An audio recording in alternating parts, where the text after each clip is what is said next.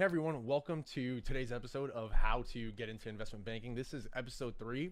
And in today's episode, I will be walking students through how I figured out what my why was and why I wanted to work in investment banking. So this is something that I preach about a lot to students, and I definitely did that in episodes 1 and 2.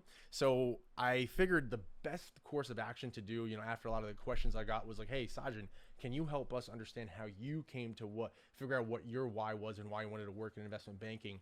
And I think this makes a lot of sense, right? Because oftentimes students, the best way to figure out an answer or you might have about your career path or how to maneuver is to actually be like, hey, let me go and seek someone out who's done what I want to do, and let me see what they did, and let me see what I can take and learn from them, right? So without further ado, I'm going to kind of jump right into that and go into my screen. Again, the PDF is there for the listeners that, on audio only. Again, you get the email, so you'll get a link to the PDF that I'm going to be walking folks who are watching this through. So again, download that PDF, and that way you can follow along with me as I walk you guys through my why and how I came up to, hey, why do I want to work in investment banking, right? So before I dive into this, what you guys see on your screen right now, there's a few things to keep in mind, right? Is that a lot of students that I work with one-on-one, a lot of students, not just the ones that I work with one-on-one, don't want to slight anyone or leave anyone out, but a lot of students are filled with ambition, but often that drive is, misguided and misplaced. And that's the same pain that I had, that I felt when I was in high school and college, didn't know exactly how to get to the end goal. So I knew what my vision was, what my dream was, but I just didn't know how to get there, right? And this is a big issue. This is a really big issue because students are not being shown how to think through their careers and alternate paths that you can take, right? So what I mean by that is, like, not everyone is going to go, hey, A plus B, gets you AB, right? Not everyone is going to have, a clean cut path, a cookie cutter path that's going to say, hey, if you go into IB, you go to the buy side, and then you go to business school, and then you come back and it's either buy side, sell side again, or some corporal, or, more and more, it's like it's a tech role or whatever it may be, right? The problem is that not everyone is going to have that career path exactly. You might have to zigzag a little bit in order to get there, right? So one of the biggest things that I like to do is, in order to do this exercise that I want you guys to do today, is it's helpful to have someone walk you through their career, ideally someone who has done what you want to do, and help you understand, hey, how to think through and approach your own career decisions, and make sure you maneuver around certain pitfalls that might come up, right? But the biggest issue is that students these days, students are not getting, you're not getting this in school, right? Not getting this type of guidance. Wow, my handwriting is so awful. But you're not getting this type of guidance. You're just not getting it. If people are looking at this on YouTube and are like, Sajin, just give up on this like whole tablet thing, I'm not going to give up. My handwriting will get better. But to stay focused is that students as a whole, the problem is that you could reach out to someone and you could talk to, someone who's a year or two older than you. The problem is that they're not going to be able to sit down and literally walk you through every intricate detail of how your career can go. And that's kind of what you have to do on your own. Even for me, yes, I had a lot of great mentors, people who had coffee with me, lunch with me. They would mock interview me. They'd introduce me to people. But at the end of the day, I was the one who had to sit down and go through various career paths. Like, hey, what if it's kind of, if you're a Marvel fan, like in the Avengers, Infinity Wars and Endgame, or even in Loki, of how like a timeline could branch out, right? Depending on certain actions. So if you do step A, then it's going to create this whole other path. But if you do step 2, it's going to create this whole other path, right? So you're here today and you could go one way, you could go, this is step 1, and then, this is, let's say, step 2. But hey, let's say if you went and did, this third option, right? Your path could go in any number of ways, right? There's a plethora of options that you could end up in, right? So that is a problem that students don't get that exposure to. You often end up taking shortcuts. You do roles that don't fit your long-term vision, and you don't end up where you want to go. And the problem is that it's not even your own fault. It's just that no one has shown you. So just to kind of go back to that example, right? Before I kind of start diving into the slide itself, I just kind of was freehanding a little bit, but I do want to expound on that a little bit, right? So for example, if you're, let's just say this is you, and I'm sure you're not pink and you're a little bit more detailed than this, right? But let's say you're at a non-target, right? Option one is obviously, hey, you get into bulge bracket sell side, and then you go into, a mega fund. Ideally, this is like a non-target stream, and then you go to business school. And then from here, hey, you're like, you know what, I'm going to go back to my mega fund or the buy side and then kind of ride off into the sunset. But now alternatively, you could be a non-target and you get into some bank, right? And when I say a bank, it could mean any of the larger banks out there, but you get into like a middle office, back office type roles. You stay there for 2 or 3 years, and then you get into a front office type role. Again, if you look back to some of my prior episodes, I preach, hey, students don't understand how vast front office finance is. So you, again, have to do your research and figure out, hey, what front office role resonates with me, right? So again, you could be a student who takes this path of like, hey, let me spend 2 or 3 years and get my foot in because, hey, I can't stay an extra year, or my GPA is too low, and this is kind of my foot in, and it's a prestigious firm, and this is the best thing that I can do. So you get into a front office role this way, and I'm going to assume that it's sell-side advisory because, again, this is about getting into investment banking, and you get in this way. And then from here, again, your path could go into many ways, right? You could go to a corporal, you could go to B school, you could go to the buy side, or you could even lateral, sell side into another sell side advisory role, right? So there are a lot of things that you could do as well.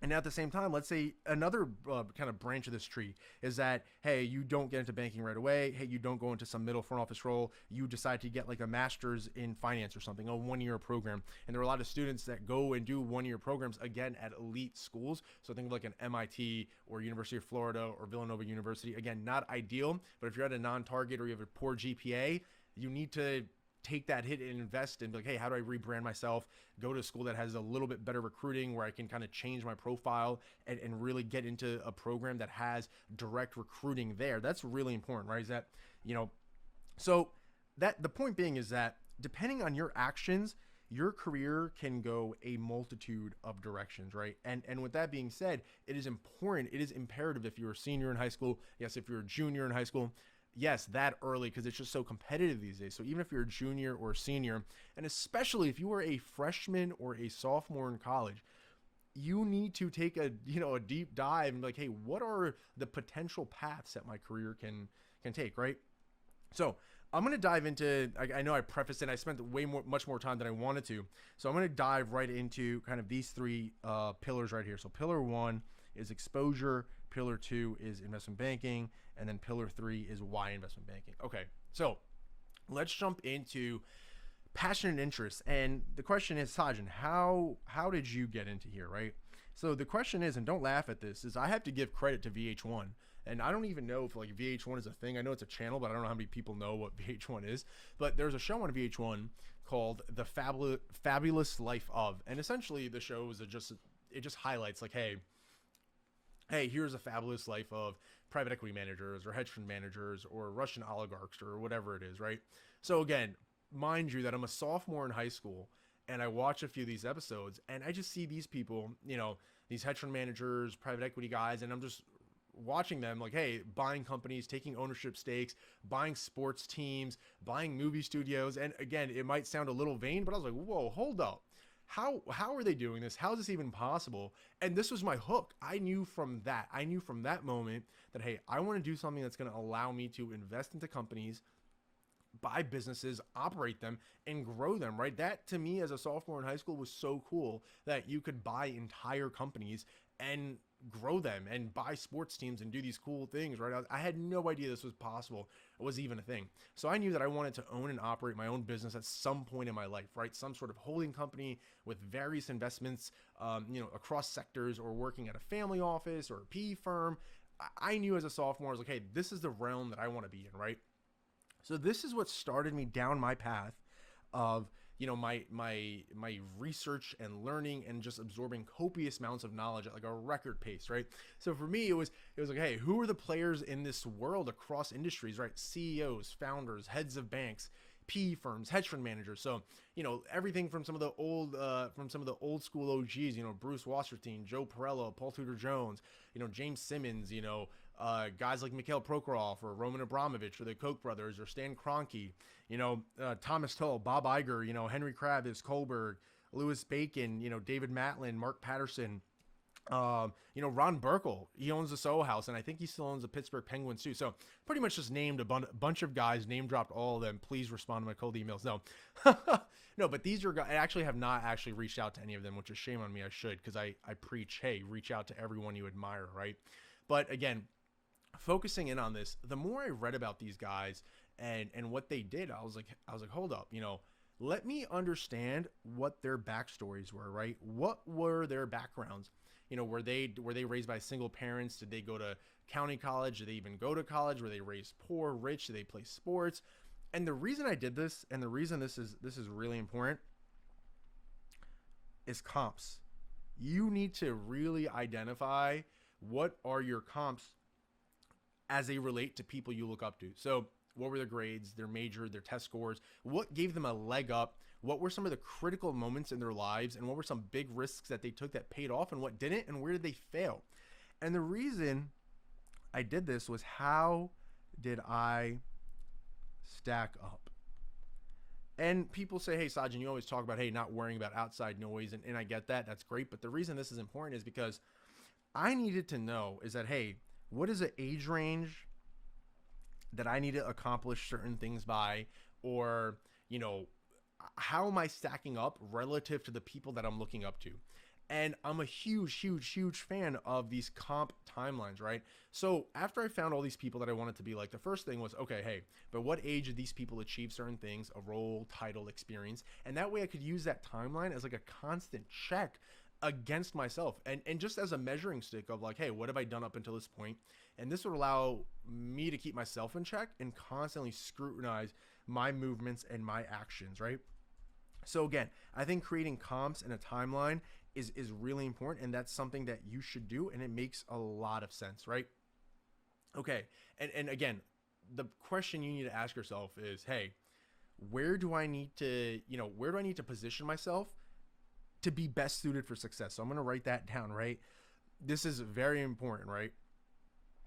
Oh, wait, let me cross that out. And just for the people who are listening, how do you position yourself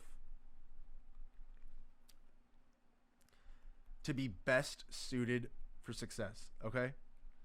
Wow. The people who are watching at home are like, hey, for the people who are listening at home, you're not missing much, because this handwriting is hilarious. But anyway, this is the key takeaway. How do you position yourself to best, to allow yourself to be best?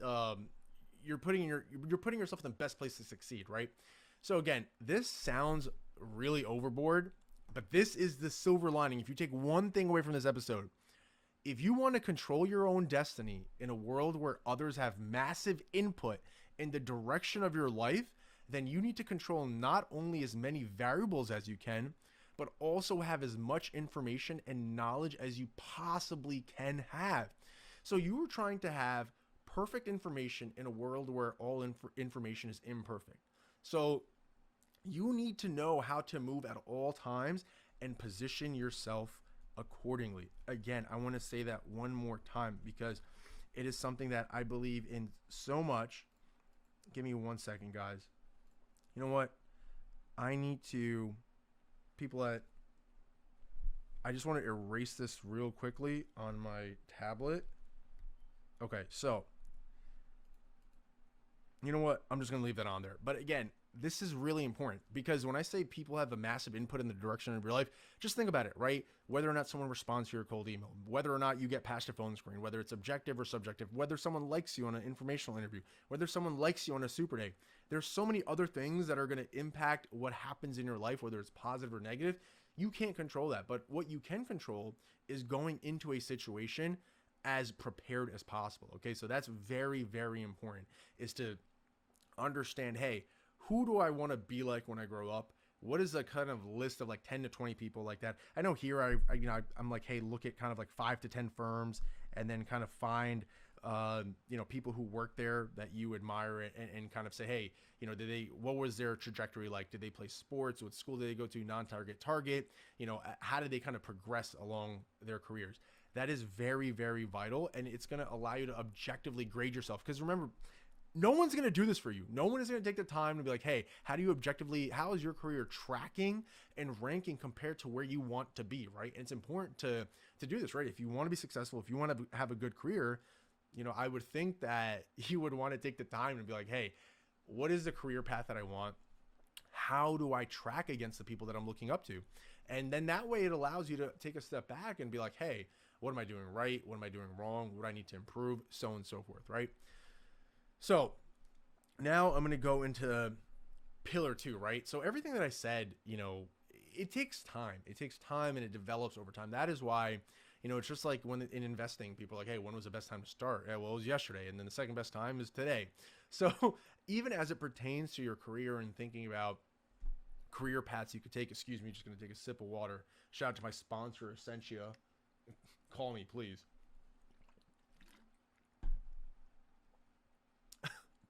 Yes, Essentia, please do call me. But guys, jokes aside, kind of coming back into the point I'm making is that you must put in the work to understand, one, what you like, what you want to do, why you want to do it, and what career options at which firms will position you to do so, right? That is the most important thing right here, is that, again, I'm going to repeat this one more time.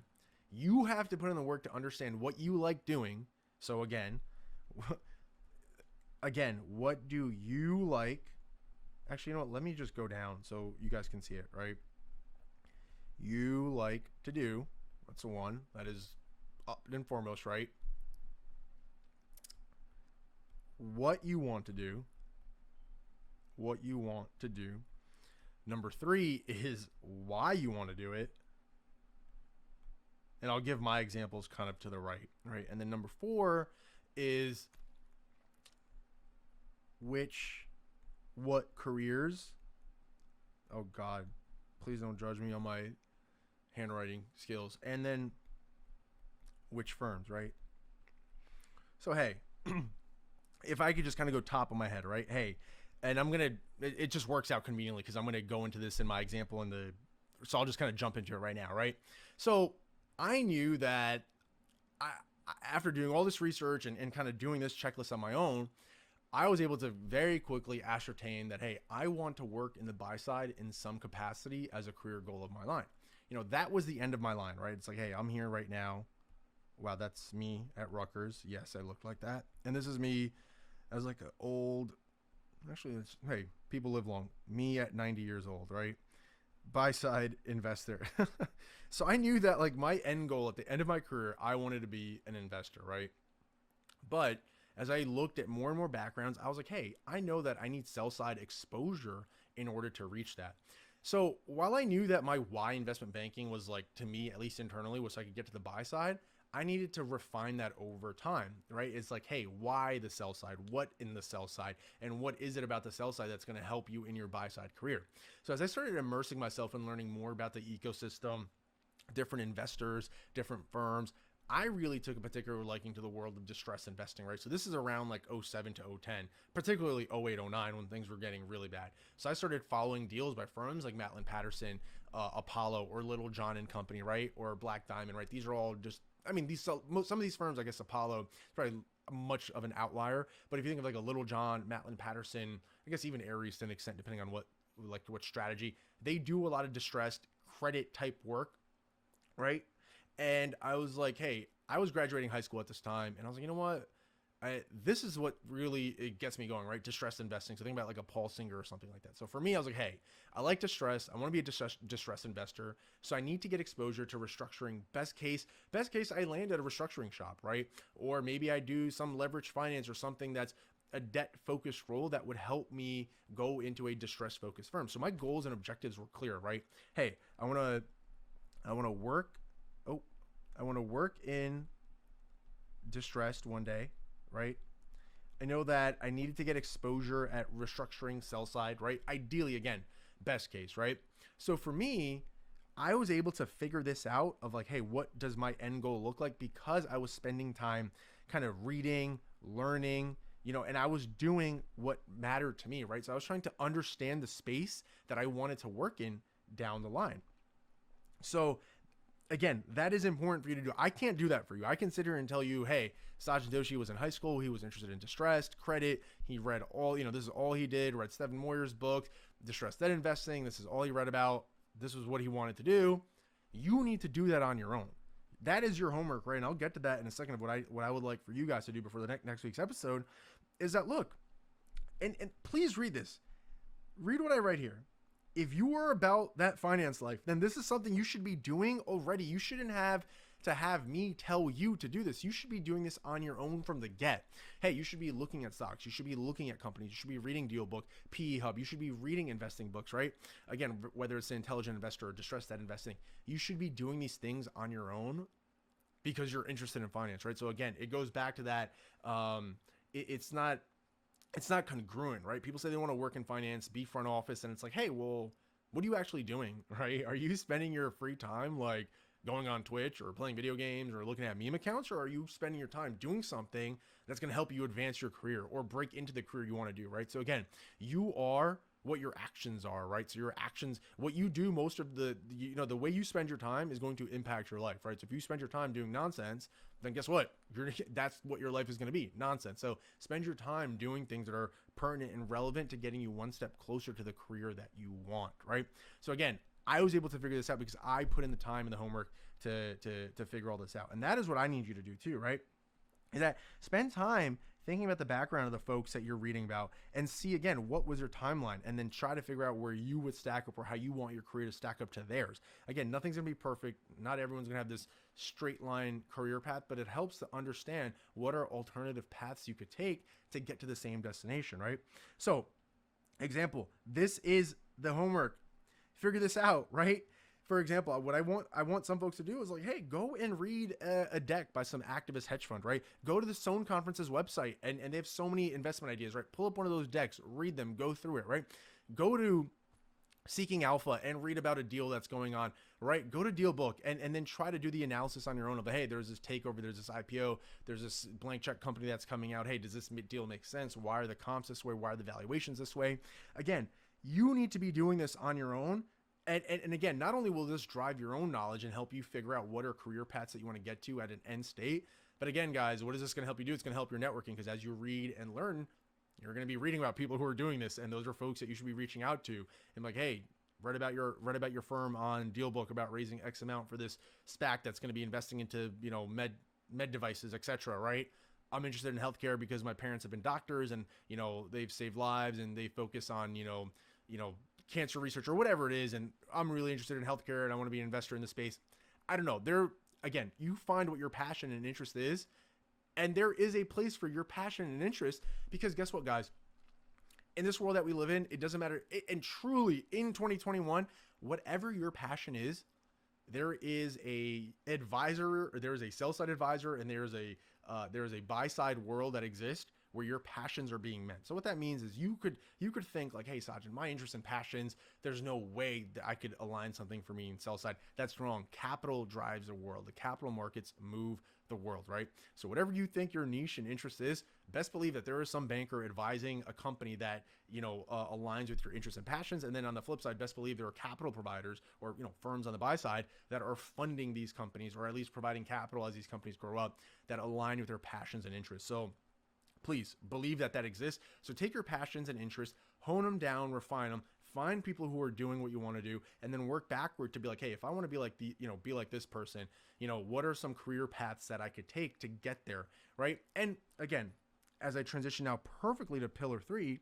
is that, the reason I knew that, hey, if my end state is to be a buy-side investor, why was investment banking the answer, right? And again, this is not what you'd want to say in an interview, to an extent, to be very, very clear. This is not what you might want to say in an interview. To an extent you could, but you don't want to be so explicit about it, because then they'll know like, hey, you're just doing this to go to the buy side. And look, there are a lot of folks who do go to the sell side and stay for longer careers, especially now, in 2021 and the banks start realizing that, hey, what can we do to keep analysts and associates staying longer, right, versus people leaving. But that's, I digress to that. I'll speak to that later. But for me, I knew that the exposure I'd get both on the soft and technical side would be top notch. And whether I was a generalist at an elite boutique, or I was in capital markets, or doing pure play sell side advisory for a coverage or product group, I knew that those are all skills that would be valuable as an investor, to varying degrees, right? And to the extent that I got the exposure that I did, hey, whatever I can get is a win. Then you can always lateral and maneuver around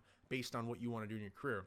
At the same time, expectations are very high for first years and a lot of work is given to them. So internally, I knew that this combination of soft skills, technical skills would be the best launching path for my career in the short term and in the long term, right? So again, I knew right away, I was like, hey, I need exposure, so I need to get into the sell side.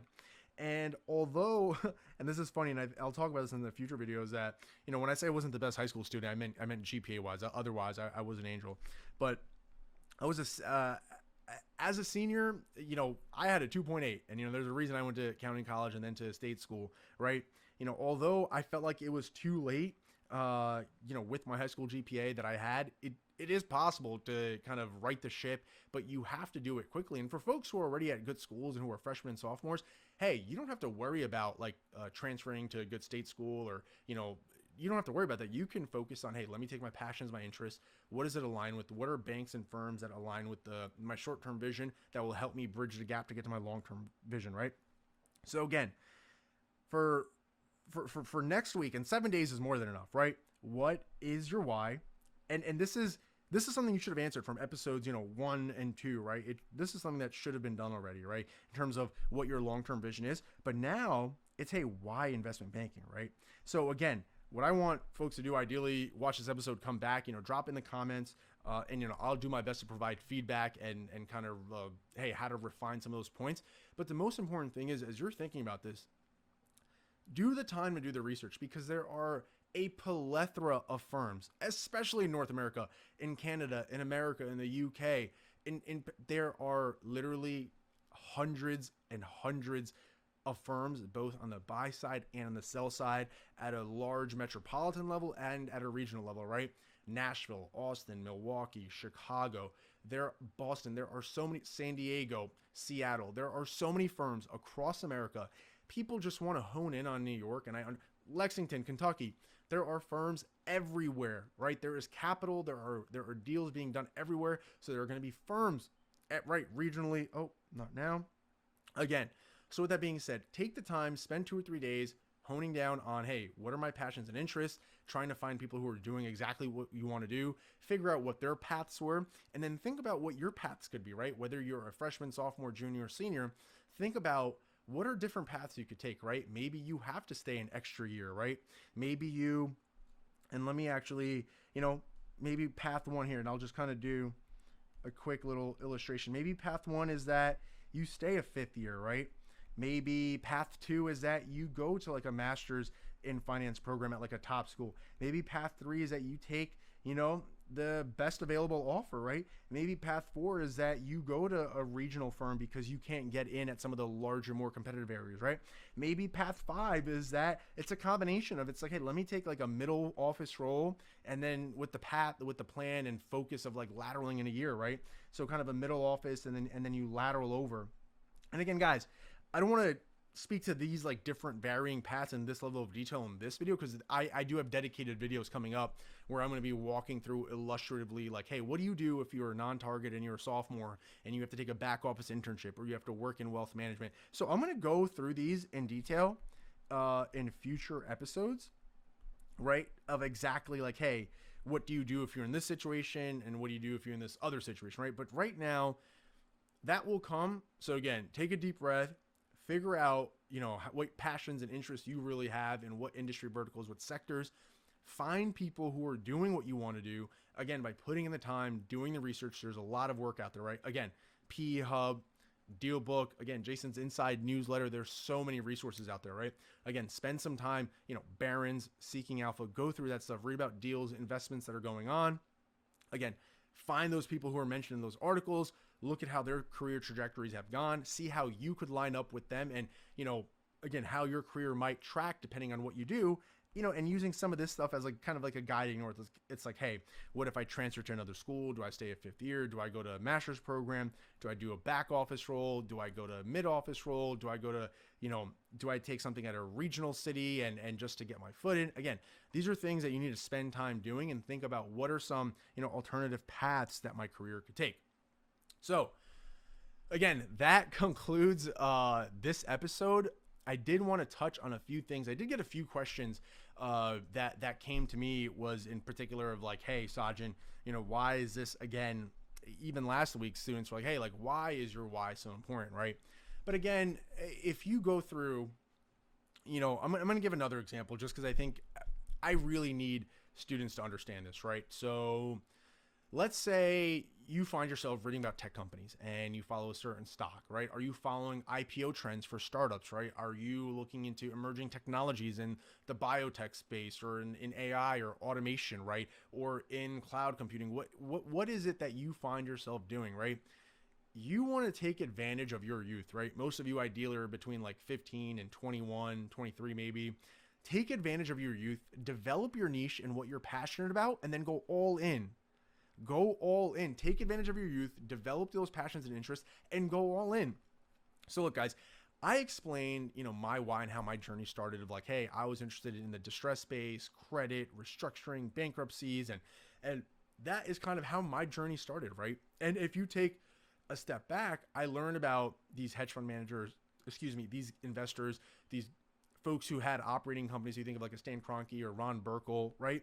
And from there kind of pivoted into, well, okay, who are guys in that space who are distressed investors, right? So again, you think of like a Matlin Patterson, right? And then from there, I then took the time to figure out, hey, if I want to end up like there one day, what do I need to do starting right now to make sure I follow that trajectory, right? So get the homework done, figure this out for next week, because next week, I think next week's episode is probably the most important episode. Next week's episode is going to be about PPD, literally the most important thing. It is a very important principle. It is absolutely critical. Oh wow! So people who are listening, I just threw my tablet pen and kind of like threw it at my face, and I just flinched on video. So kind of funny. But with that being said, next week it's really crucial. We're going to be talking about PPD. And PPD, for folks who don't know what that means, it stands for Purpose, Process, Discipline. Absolutely crucial. So again, download the deck, this PDF for episode 3. Go through how I develop my why, apply that same framework to your situation, and start thinking about what your why is. And again, thinking about what your alternate career paths could look like. But again, with the understanding that hey, the end goal is the same. It's just how I get there might be different. And as long as you're prepared for that, you're never going to panic. You're never going to make moves out of desperation, because what happens is a lot of times is students move, again, with like chickens with their head cut off. They panic, they take roles that they shouldn't take, and they're chasing the short term. It's also like in investing, right? You chase those short-term gains. You're thinking about the next 5 or 10 days or the next 5 or 10 months versus the next 5 or 10 years. And that is a difference. You need to be thinking about the next 5, 10, 15, 20 years. And move with purpose, process, discipline. But how do you move with purpose, process, discipline, which I'll go into next week, is again, have your why developed, understand what your passions and interests are, and go all in. Again, this is a very conceptual exercise. It will require time. So again, any questions, if anyone's confused about anything, please do reach out to me. With that being said, see you all next week. I hope you liked watching this as much as I like making it for you. If you know anyone who would find it helpful, please do share this video with them. And look forward to seeing you guys next week. All right, peace.